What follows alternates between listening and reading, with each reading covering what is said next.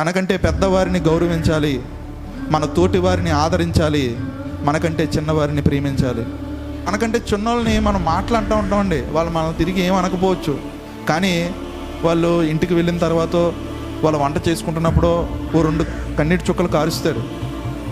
ఆ పాపం అంతా ఇంత పాపం కాదు, ఆ ఉసురు అంతా ఇంత ఉసురు కాదు. వాళ్ళు మనల్ని ఏమనలేకపోవచ్చు, మనకు బదులు చెప్పలేకపోవచ్చు, మనల్ని ఎదిరించలేకపోవచ్చు, కానీ